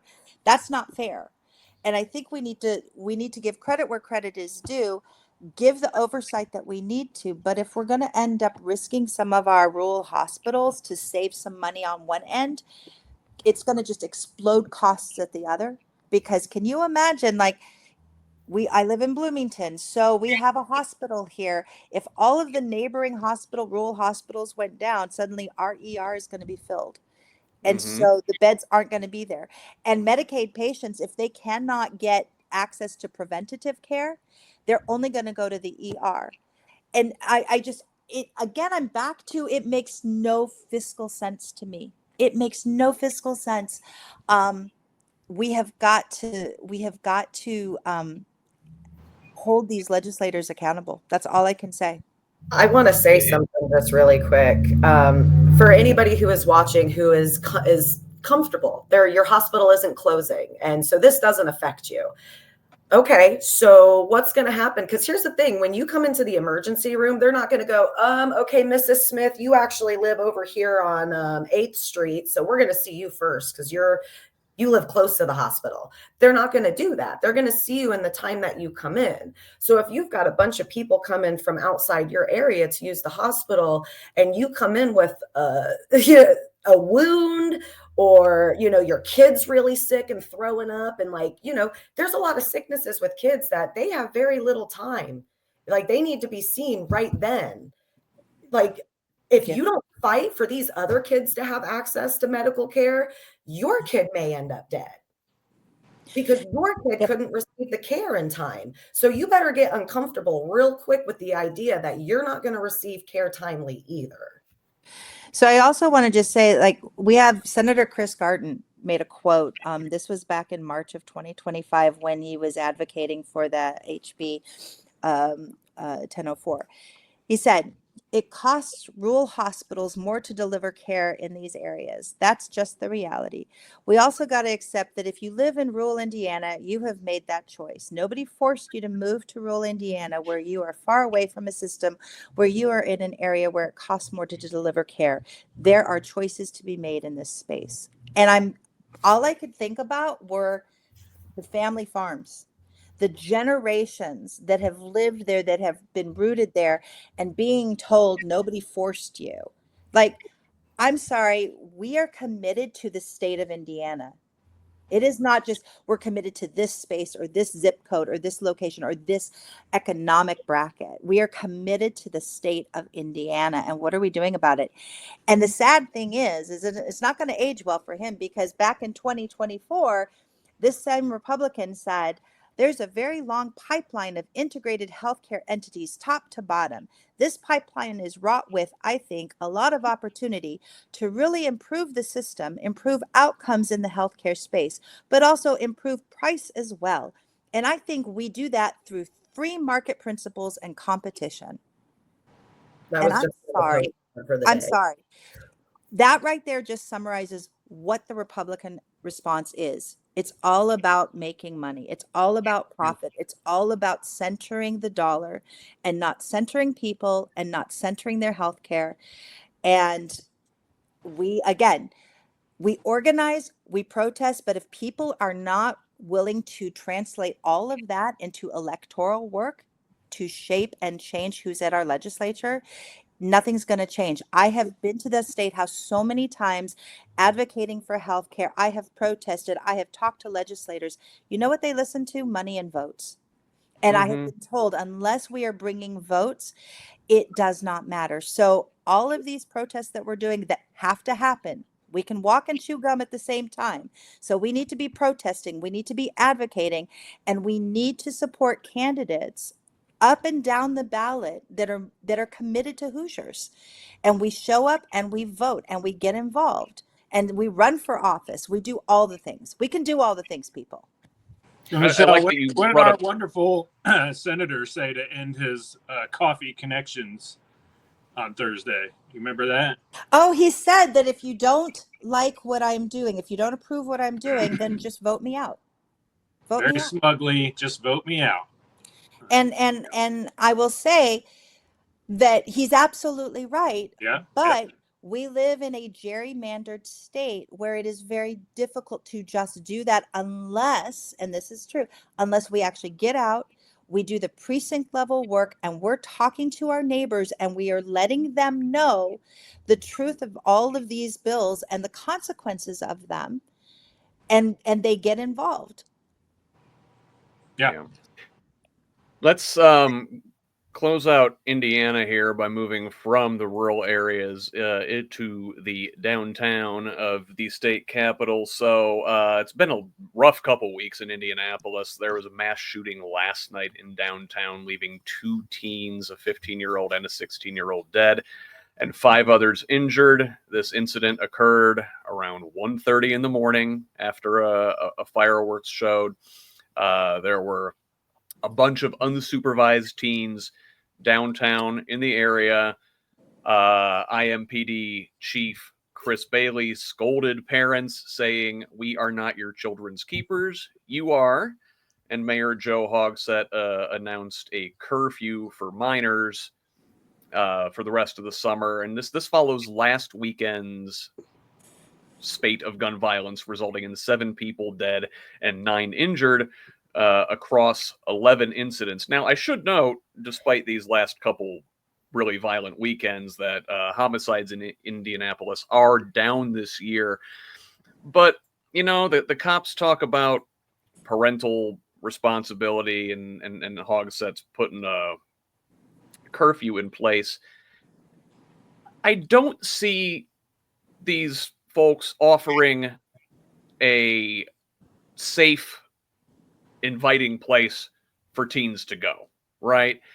And then additionally, the one thing I wanted to say is that, you know, the one thing in common about all these incidents is a gun. And we can't ignore the fact that we live in a country, and in particularly a state, where it's incredibly easy for anybody, including 15 and 16-year-olds, to get guns. And I just wanted to invite you guys to give any thoughts before we move on. I just don't understand why people have an issue with gun safety. Like, I do not. I grew up with a mother who, I mean, I really thought that if I touched a gun, it would go off and kill me. Like, that's how she talked about guns. And so I was absolutely horrified by them. And the person that I ended up marrying, his family has guns. I told him I would not move in with him unless I learned about the guns. I knew how to use them.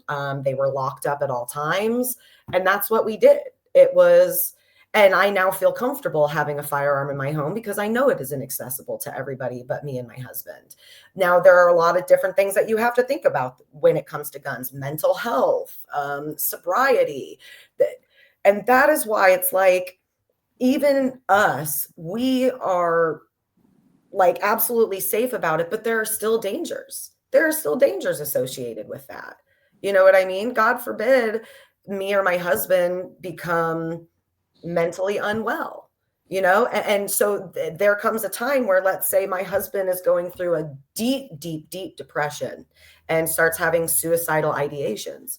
Okay, so as a responsible gun owner, it is up to me to either change the safe number so that he cannot access the firearms, or to remove the firearms completely from the home. And it's like, people don't think about any of these little things. And I don't understand that. I don't understand what's so hard about locking a gun up. I don't understand what's so hard about, you know, keeping the bullet separate from the firearm. Like, there's things that we can do that are real little things that we can do to cut down on this. And I just don't get it. Yeah, but I mean, you're talking about, you know, good gun safety protocol, right? And we don't make people go through that. If you're going to go to get your driver's license and operate a potentially dangerous piece of machinery like a vehicle, you have to go to the state, to the BMV, and prove proficiency, that you know how this thing is supposed to work, both theoretically and in practice. You know, for guns, that isn't there.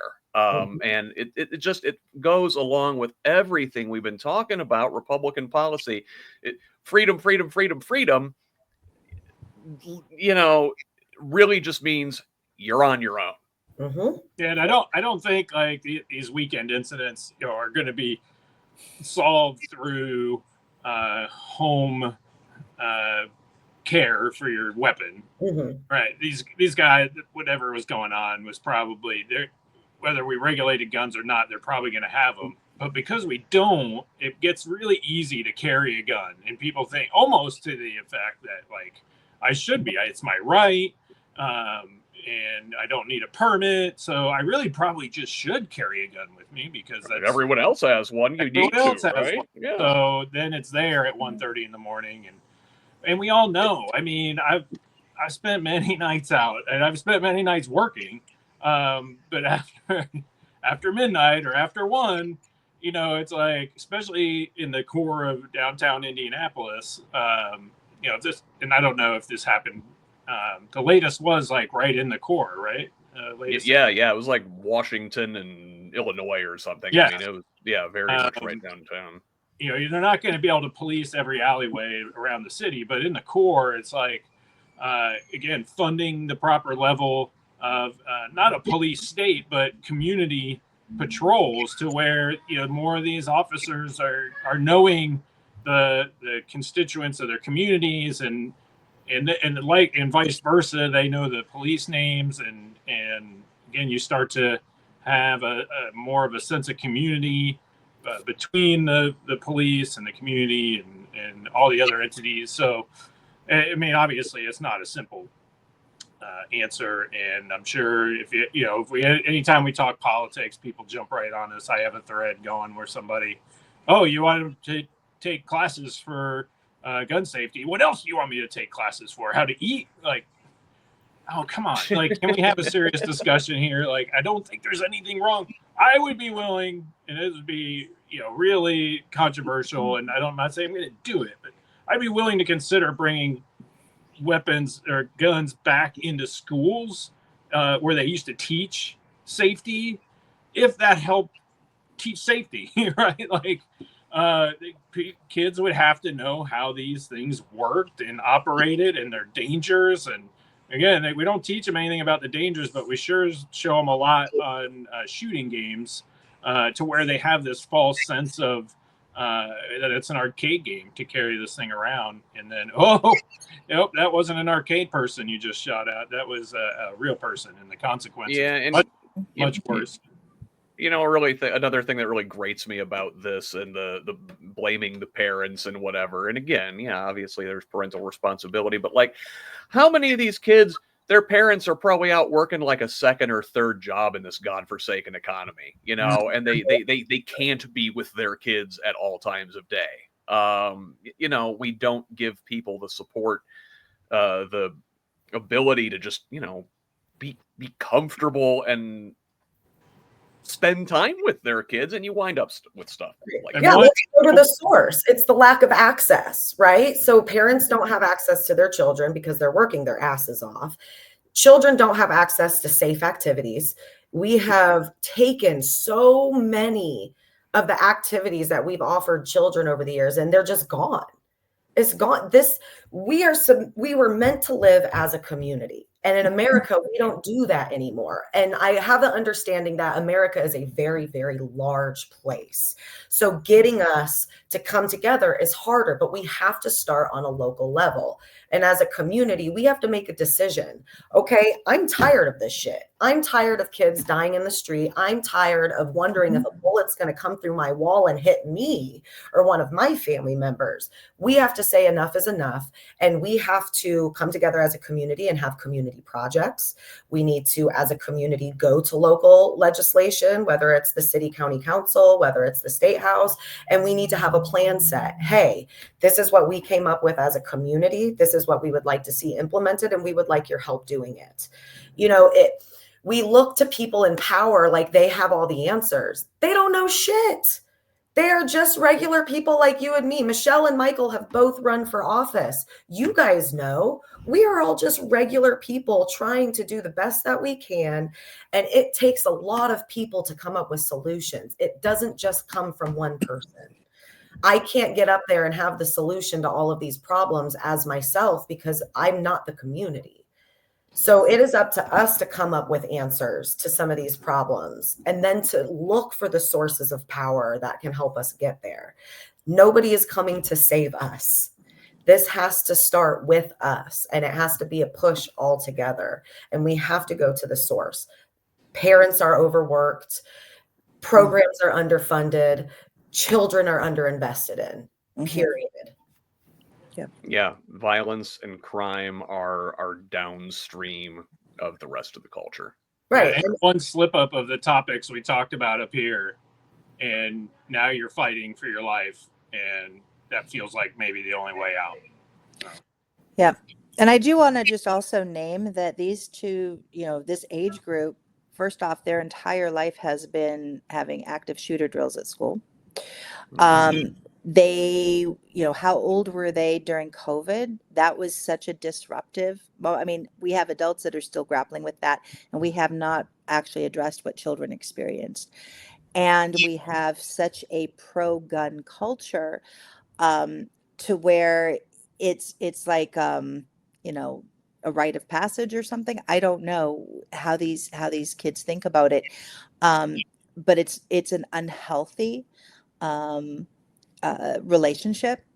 And so because we do not have that village that Chelsea's talking about, what also, just even in these highlights about, having a curfew. Okay, so a kid's out there and they're out past curfew. Oh, now they're arrested. See, we're already now in the incarceration or the family separation. So everything comes back to a punitive and not an investment and a supportive environment, which means that the things that are happening stay in the shadows because parents do not feel safe to bring concerns out. Children do not feel safe to share their concerns. We just need to change the framework around that and support the communities that are actively investing in this. And I know Indianapolis, there's lots of groups there that are actively working in this regard. And I think that, it is their leadership that needs to be listened to, and not necessarily a bunch of politicians. Yeah, absolutely, 100%. So I did want to move on to our last thing today, our one big thing, and we're gonna, stay on the topic of popping off explosives because it is Independence Day weekend, and in Trump's second regime, in the America we find ourselves in now, boy, the 4th of July does not feel like a moment for celebration. Let me get personal and tell you a little story here. So, my son passed away about a year and a half ago. He was 19. He would be 21 here at the end of this month, and the family and his friends were still going to get together on that day, and we're going to remember him, and we're going to talk about him and how much we loved him. And it is a birthday, but it is a somber, mournful birthday, and I kind of feel the same way about our country this weekend. Anybody else? Yeah. It was a great time to protest and exercise the right that people have fought for, and we come together of like-minded people, and we do celebrate being together again and having this opportunity. We want to fight to keep that opportunity, and it's one of these slippery slopes, particularly through the immigration detainment centers, that could easily be stepped up to any protester, not just any person with brown skin or any protester with a tan, which by being out protesting, I'm starting to get a little color in my face. So I gotta watch out. But in my engagement in politics and in kind of this civil action has been pretty recent, and it's pretty empowering, and it's a great way to celebrate the country. I was telling people this week I didn't serve in the military. I, in hindsight, wish I would have at least served. I didn't necessarily want to go to war or anything like that, but I think an act of service is important. I think it might put some value into people's minds and into their lives of what we're fighting for. If more people had to serve as a kind of a requirement of the government, and that could be in many different ways. Doesn't have to be fighting. Yeah, yeah, that's something like Pete Buttigieg.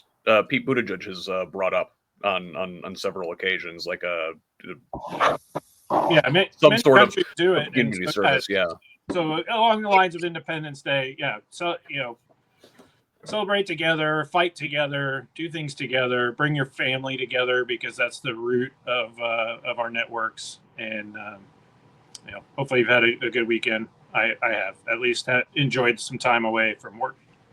yeah. Michelle, you said that the United States has become like zombie ants. What do you mean by that? Oh, yeah. So I had read an article about this parasitic fungus that ants will get infected by, particularly carpenter ants. And apparently, what it does is it will, whenever an ant gets in contact with this fungus, the spore attaches itself to the ant and then begins to drill into the ant's exoskeleton. And eventually, once it's past that, it starts to feed on the ant's insides and eventually controls the ant. And so instead of being in the ant colony and doing whatever, it's the ant starts to operate and move, starts outside of that.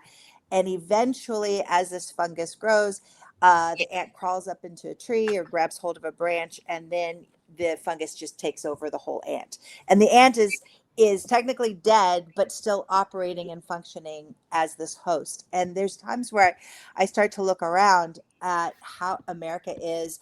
And even I remember when Elon Musk was talking about how easy it was to get past some of the checks and balances of the government with Doge, and that it reminded me almost of that M&M shell where you've got the hard shell, but once you got in, he was like, actually, America is very much rooted in trust. So many things are trust, right? Yeah, And norms. Yeah, right. And so I think that was the thing where it's like we've had that shield, that trust shield, penetrated by really this fungus of greed, I would say. And so what's happening is people are operating almost like these zombie ants where they're going through the motions of something and you're sitting going, this doesn't even make sense. Like you're absolutely harming not only yourself but the country, and for what? And I do think it is like this, the fungus is like that analogy. And so this 4th of July again was difficult to celebrate on the one hand, and yet at my house, my brother is we call him Uncle Boom because he loves fireworks and he just does great with them. and and so we were having our own backyard fireworks display, but we noticed, like, for the first time in years, several other backyards were doing it as well. And so when they would have big ones, we'd all cheer. And then when we'd have a big one, they'd all cheer. And there was something magical about that. And I'm going, okay, we need those reminders of who we are, because what we're being told by the media and shown are basically the zombie ants. But that's not who we are. We have to remember who we are. And it happens in the smallest of ways. Kind of like the ants, it's the rhythm and the routine of actively living, of actively being grounded and rooted in our humanity. And I think that that's where we're at in America. I have every faith that we will persevere through this. I just don't know what it's going to look like. My hope, though, is kind of going back to the healthcare thing. We're probably closer to universal healthcare now than we ever have been. And that's simply because when things get burned down to the ashes, what can we Yeah. rebuild? And I think for those of us that are forward thinking, we need to start actually dreaming and imagining and proclaiming what we want to build, and not be so focused on the destruction. Yeah. Chelsea, on this week where our Congress has delivered to our president a bill essentially codifying a fascist police state. How do you feel being an American on this 4th of July? I'm embarrassed, honestly. And I think that you're going to get a couple of different, like, people who are in the know. It's like kind of what Michelle and Michael said. It's kind of a reminder of, hey, we are Americans. We do still have our freedom to get together and have fun and do this. For me, I've never been a huge fan of Independence Day. I really dislike fireworks. I think it's incredibly dangerous and stupid. And no offense to anybody, that's just my opinion as somebody who has seen the damage that it can cause and the death and the toll it takes on people. And so I'm just not a fan of it in general. I am a fan of getting together anytime the feeling strikes you.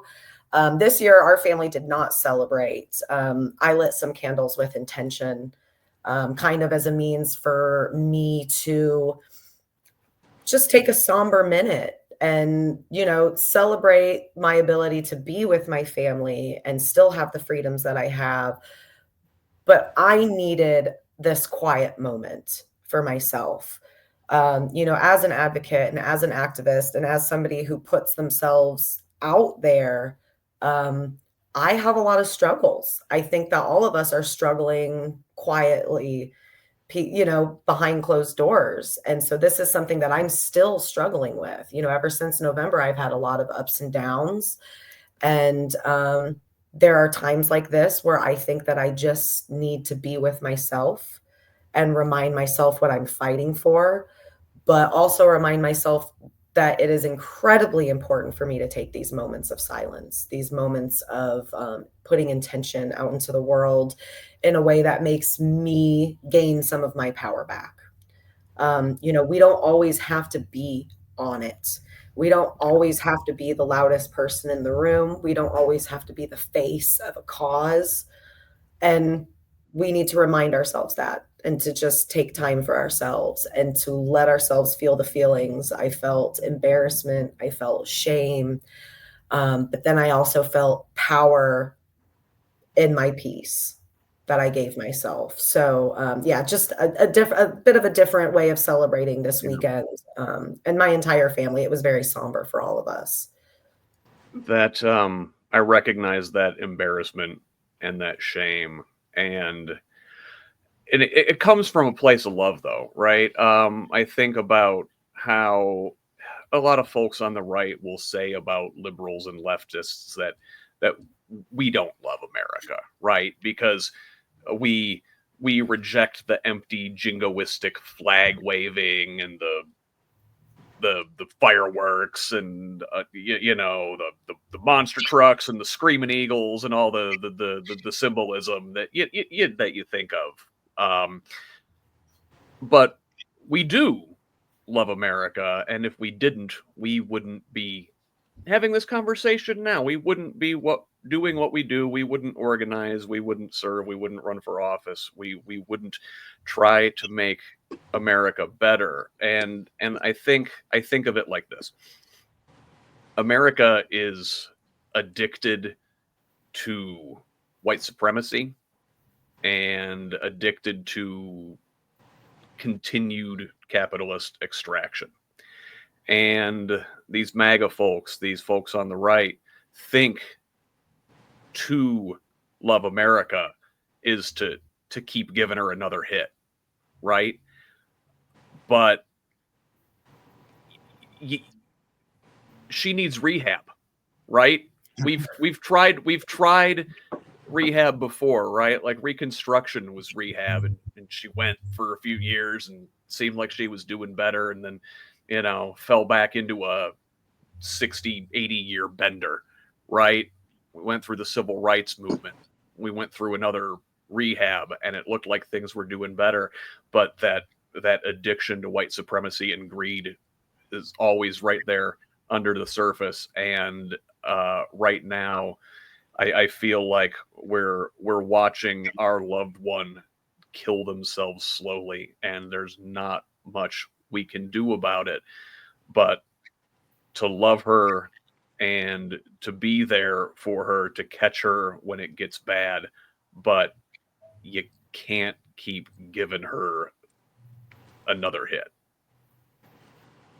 Yeah, Good way. that's a good way to put it.